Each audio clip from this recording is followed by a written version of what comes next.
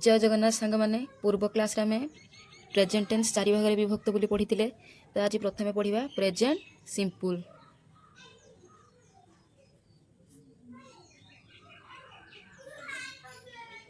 मुझे present simple माने पूरा सरल वाक्य वर्तमान घटुवा सरल वाक्य को आम प्रेजेंट सिंपल रे प्रकाश करती। तो ये वाक्यटा जानिबा केमती प्रेजेंट सिंपल रे अछि ना जेउ वाक्यर क्रियापद शेष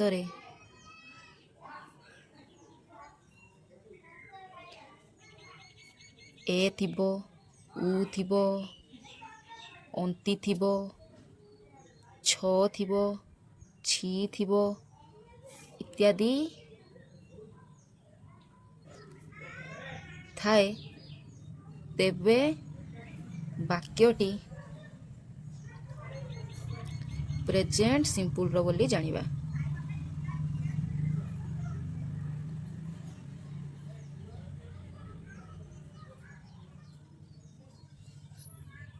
बोली जानिबा बस एतिकी को हमको मन रखा हेबो। जो वाक्यर क्रियापद शेष ए उ अंति छ छी इत्यादि थाए तेबे वाक्यटी प्रेजेंट सिंपल बोली जानिबा। वाक्य जानिगला परे ताकू केमिति करिबा ता पई किछि सूत्र थाए। तो सूत्रटी होउछि ना कर्ता युक्त क्रियार मूल पद बस एतिकी कर्ताटे रहिबो क्रियाटी जहाँ थिबो ता मूल पदरे रहिबो। मु शिखैथिली क्रियार मूल पद कोउटा द्वितीय पद कोउटा तृतीय पद कोउटा तो सेई कर्ता युक्त क्रियार मूल पद। तो एठी किंतु गुटे टिके रहिबो कि कर्ता जदि तृतीय पुरुष एक वचन होइथिबो प्रेजेंट सिंपल वाक्य रे केवल प्रेजेंट सिंपल वाक्य रे टिके अलग आसे कोन ना कर्ता जदि तृतीय पुरुष खाली तृतीय पुरुष हेले हेबनी ओ एक वचन होइथिबो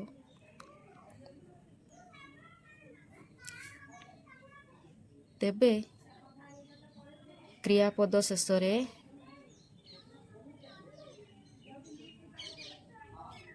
एस बा इएस लागिबो। तो कर्ताटा को जदि तृतीय पुरुष एक वचन होता है तेबे क्रियापद शेष एस बा इएस लागिबो। तृतीय पुरुष एक वचन को छाड़ी अलगा जहाँ होते क्रियापदटी ता मूल पदरे रहिबो। तो गोटे एग्जांपल कले जानी परिबा मु जाए इठी कर्ता होउची मु क्रिया होउची जाए जिबा जिबा इंग्राजी गो। तो कर्ता आई बसिला आई जिबा गो आई गो से जाए तो कर्ता होउची से पाई ही बसिला किंतु एठी कर्ताटी जेहेतु तृतीय पुरुष एक वचन तेणु क्रियापद शेष एस बा इएस लागिबो। तो गो कड़े इएस लागिबो ही गोज सेमिति आमे खाऊ ये लास्ट क्रियापद को उ उच्चारण होउची ता माने प्रेजेंट सिंपल। तो आमे खाऊ वी इट उई प्रथम पुरुष रे अछि तो या पई किछि चिंता नाही नॉर्मल रहिला क्रियार मूल पद। तो एई भली भाबरे आमे वाक्य करंती। तो प्रेजेंट सिंपल रो वाक्य को पुनी नेगेटिव वाक्य क्वेश्चन सेंटेंस केमती करिबा। तो गोटे वाक्य थिला मु जाए तो तार आसीबो नास्तिक वाक्य कोन ना मु जाए नाही एठी मु जाए नाही पई डू नॉट लागि जिवो।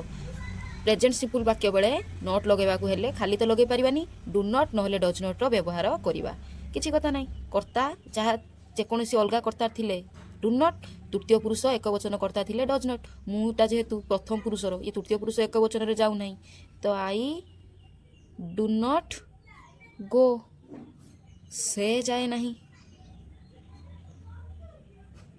जेहेतु सेटा तृतीय पुरुष एक वचन तो एठी ही डू नॉट आउ हबनी डज नॉट हे जिवो डज नॉट गो एठी आउ गोज हबो नाही जेहेतु गो रो ईएसटी गोज रो डौ पाखु पळि आसी डज हे गला ही डज नॉट गो। तो सेही भली भाबरे प्रश्न सूचक वाक्य मु जाए की गोटे प्रश्न पचरा जाउची तो एठी क्रिया आगु को आसे तो डू आगु को चली आसीबो डू आई गो से जाए कि से जेहेतु तृतीय पुरुष एक वचन कर्ता तो या डू आसब ना कौन आसो ना डज आसीज डज हि गो एटी आउ गोज हेब ना जेहेतु डज लगी तो सेमती रही आम जाणीगले प्रेजेंट सिंपल वाक्य केमी करवा ताकू नास्तिक वाक्य केमी करवा ताकू प्रश्नसूचक वाक्य केमी पढ़ा तो प्रेजेंट सिंपल उपरे संपूर्ण भाव आम जाणीगले या परे पढ़ा प्रेजेंट प्रोग्रेसिव बा कंटिन्यूअस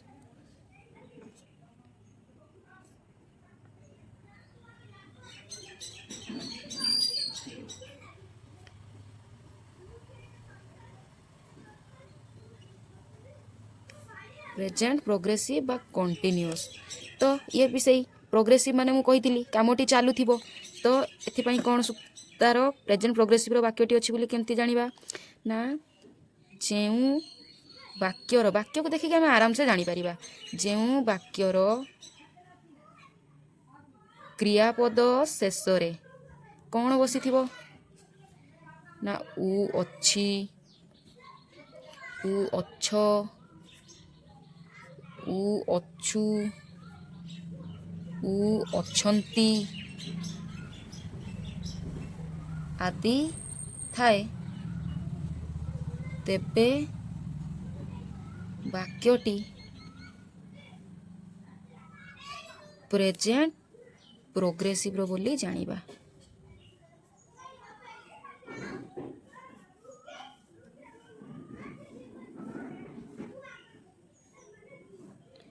बोली जानिबा उ अच्छी उ अच्छ उ अच्छु उ अच्छंती एथिपाई भी सूत्र अच्छी सूत्र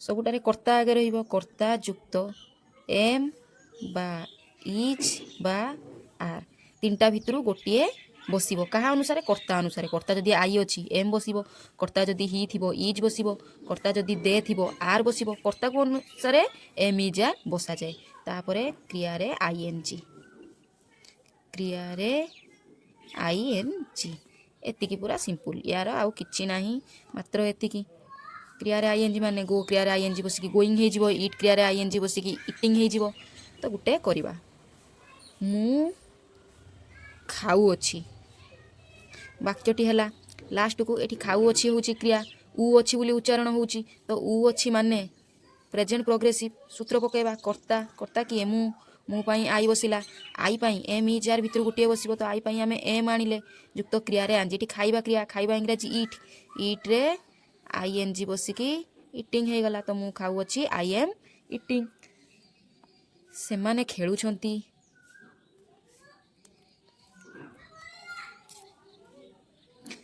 तो सही भली दे से माने पाई दे पाखर आर बसिबो एम की इज बसिबनी दे आर खेलिबा इंग्राजी प्ले प्ले रु प्लेइंग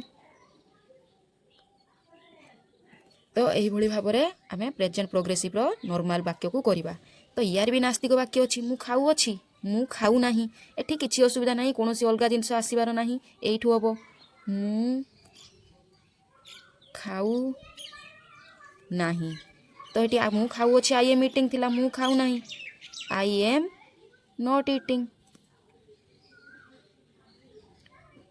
एठी दीटा क्रिया अच्छी तो प्रथम क्रिया परे नॉट लगी जीवो से माने खेलुछंती से माने दे आर प्लेइंग से माने खेलु नांती दे आर नॉट प्लेइंग हे गला एबे प्रश्नसूचक वाक्य मु खाऊ अच्छी की मु खाऊ अच्छी की तो मु खाऊ अच्छी कि आई एम इटिंग प्रश्नसूचक वाक्य माने क्रियापद आगु को जीवो तो प्रथम क्रियाटी एम आगु को आसी जीवो तो एम आई इटिंग सेमिति से माने खेलुछंती कि खेलुछंती कि आर दे प्लेइंग बुझीगला एठी किछि असुविधा नहीं क्रिया प्रथम क्रियापदटी आगु को चली जीवो क्वेश्चन सेंटेंस बेले नास्तिक वाक्य बेले प्रथम क्रियापद परे नोट लागि जीवो तो आमे पढ़ी गले प्रेजेंट परफेक्ट प्रेजेंट प्रोग्रेसिव रो या परे पढ़िबा प्रेजेंट परफेक्ट रो वाक्य काहाकू कहिबा तो present simple present progressive clear हो गले तो एबे प्रेजेंट परफेक्ट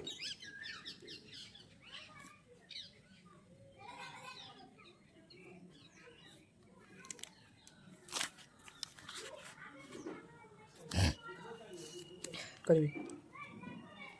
ତ ପ୍ରେଜେଣ୍ଟ ପରଫେକ୍ଟ ନା ଯେଉଁ ବାକ୍ୟର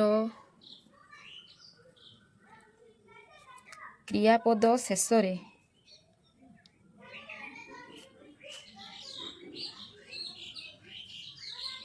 ଇ ଅଛି, ଇ ଅଛ, ଇ ଅଛୁ, ଇ ଅଛନ୍ତି ଆଦି ଥାଏ ତେବେ ବାକ୍ୟଟି ପ୍ରେଜେଣ୍ଟ ପରଫେକ୍ଟର ବୋଲି ଜାଣିବା।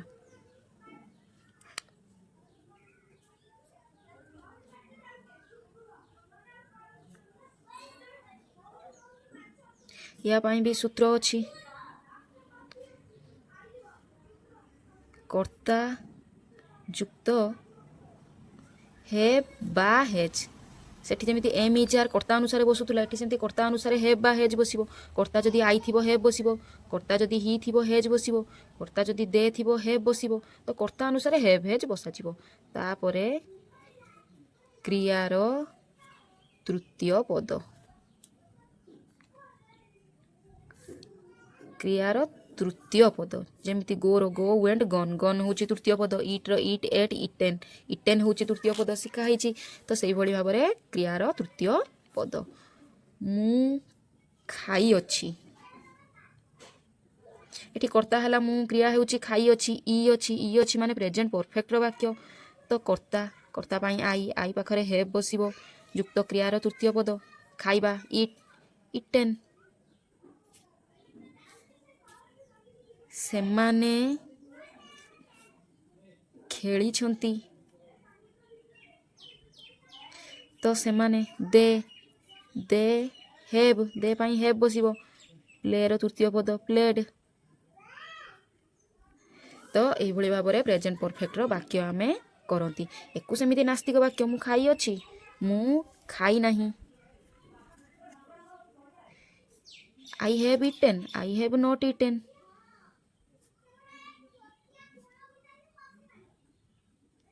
ସେଇଭଳି ଭାବରେ they have played, they have not played. ନାସ୍ତିକ ବାକ୍ୟ, କିଛି ଅସୁବିଧା ନାହିଁ।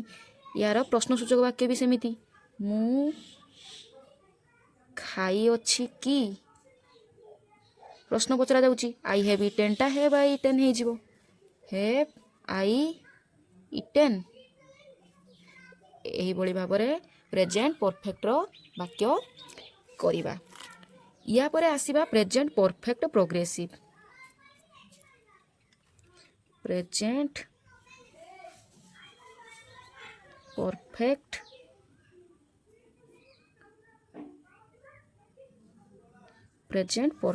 ପ୍ରୋଗ୍ରେସିଭ। ତ ପ୍ରେଜେଣ୍ଟ ପରଫେକ୍ଟ ପ୍ରୋଗ୍ରେସିଭର ବାକ୍ୟ କାହାକୁ କହିବା ନା ଯେଉଁ ବାକ୍ୟର କ୍ରିୟାପଦ ଶେଷରେ, ସବୁଠାର କ୍ରିୟାପଦକୁ ଦେଖିକି ଜାଣିବା। ଏଠି ବି ସେମିତି, ଯେଉଁ ବାକ୍ୟର କ୍ରିୟାପଦ ଶେଷରେ ଇ ଆସୁଅଛି, ଇ ଆସୁଅଛ,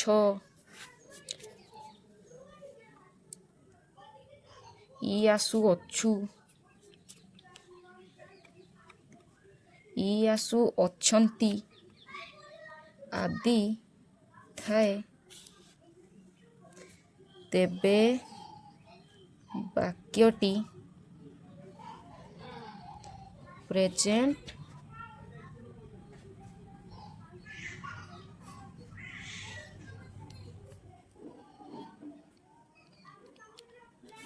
ପ୍ରୋଗ୍ରେସିଭର ବୋଲି ଜାଣିବା। ତ ୟାର ବି ସେମିତି ସୂତ୍ର ଅଛି। ଏଠି ଦେଖନ୍ତୁ ପ୍ରେଜେଣ୍ଟ ପରଫେକ୍ଟ ବି ଲାଗିବ, ପ୍ରୋଗ୍ରେସିଭ ବି ଲାଗିବ। ତ ସେଇ ପ୍ରେଜେଣ୍ଟ ପରଫେକ୍ଟ ଆଉ ପ୍ରୋଗ୍ରେସିଭ ଦୁଇଟାରୁ ମିଶେଇକି ଏଠି ସୂତ୍ର। ତ ସୂତ୍ରର ପ୍ରଥମେ କର୍ତ୍ତାଟା ତ ରହିବା କମନ୍, କର୍ତ୍ତା ଯୁକ୍ତ ପରଫେକ୍ଟ ମାନେ ହେବ୍ ବା ହେଜ୍ ଆସିବ, ହେବ୍ ବା ହେଜ୍। ହେବ୍ ହେଜ୍ ପରେ ସବୁବେଳେ କ୍ରିୟାର ତୃତୀୟ ପଦ ରୁହେ। ତ ବିନ୍, ବି ଭାର୍ବର ତୃତୀୟ ପଦ ହେଉଛି ବିନ୍, ଯୁକ୍ତ ବି ବାହାର ପରେ କ୍ରିୟାରେ ଆଇଏନଜି ଲାଗେ। କ୍ରିୟାରେ ଆଇଏନଜି ନା କର୍ତ୍ତା ଯୁକ୍ତ ହେବ୍ ବା ହେ ଯୁକ୍ତ ବିନ୍ ଯୁକ୍ତ କ୍ରିୟାରେ ଆଇଏନଜି। ତ ଏକ୍ଜାମ୍ପଲ୍ ଗୋଟେ କରିବା। ମୁଁ ପଢ଼ି ଆସୁଅଛି। ପଢ଼ି ଇ ଆସୁଅଛି ଉଚ୍ଚାରଣ ହେଉଛି ତା ମାନେ ପ୍ରେଜେଣ୍ଟ ପରଫେକ୍ଟ ପ୍ରୋଗ୍ରେସିଭ୍। ତ କର୍ତ୍ତା ଆଇ ହେବ୍ ବା ହେଜ୍ ଆଇ ପାଖରେ ହେବ୍ ତାପରେ ବିନ୍ ବସିବ ଆଇ ହେଭ୍ ବିନ୍ ପଢ଼ିବା ଇଂରାଜୀ ରିଡ୍ ରିଡ୍ରୁ reading I have been reading. ସେ ଖେଳି ଆସୁଅଛି। ସେମିତି ସେ ପାଇଁ ହି ପାଖରେ ବସିବ has he has been playing. ତ ଏ ଗଲା ନର୍ମାଲ ବାକ୍ୟ। ତାପରେ ଆମେ କରିବା ନାସ୍ତିକ ବାକ୍ୟ।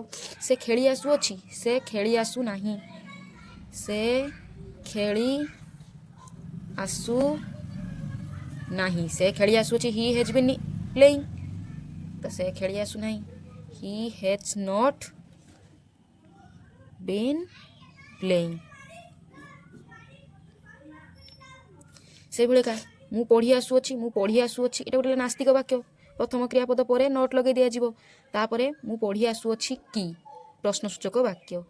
ମୁଁ ପଢ଼ି ଆସୁଅଛି କି ମୁଁ ପଢ଼ି ଆସୁଅଛି ଆଇ ହେଭ୍ ବିନ୍ ରିଡ଼ିଂ। ମୁଁ ପଢ଼ି ଆସୁଅଛି କି ହେଭ୍ ଆଗକୁ ପଳେଇବ ହେଭ୍ ତାପରେ ଆଇ ବସିଯିବ ତାପରେ ବିନ୍ ରିଡ଼ିଂ।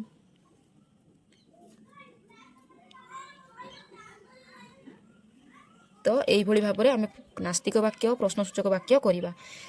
ଆଉ ଗୋଟେ ଜିନିଷ ମନେ ରଖିଥିବେ ଯଦି ନର୍ମାଲ ଆମକୁ ନାସ୍ତିକ ବାକ୍ୟ ଦେଇଛି ଆମେ ଜାଣିପାରୁନାହାନ୍ତି ଏଇଟା କେଉଁ ଟେନ୍ସ କେଉଁ ଫର୍ମର ତାକୁ ସାଙ୍ଗେ ସାଙ୍ଗେ ନର୍ମାଲ ବାକ୍ୟ କରିଦେବା। ଯେମିତି ସେ ଖେଳି ଆସୁନାହିଁ ତ ତାକୁ ଆମେ କରିଦେବା ସେ ଖେଳି ଆସୁଅଛି। ସେ ଖେଳି ଆସୁଅଛି ହେନେ ଇ ଆସୁଅଛି ପ୍ରେଜେଣ୍ଟ ପରଫେକ୍ଟ ପ୍ରୋଗ୍ରେସିଭ୍ ଜାଣିପାରିବା। ଏଠି ଯେମିତି ମୁଁ ଖାଇ ନାହିଁ ତ ତାକୁ ନର୍ମାଲ ବାକ୍ୟ କରିଦେଲେ ମୁଁ ଖାଇ ଅଛି ଇ ଅଛି ମାନେ ପ୍ରେଜେଣ୍ଟ ପରଫେକ୍ଟର। ଏଇଭଳି ଭାବରେ ଜାଣିଗଲେ ତାପରେ ଆମକୁ କରିବାକୁ ସହଜ ହେବ।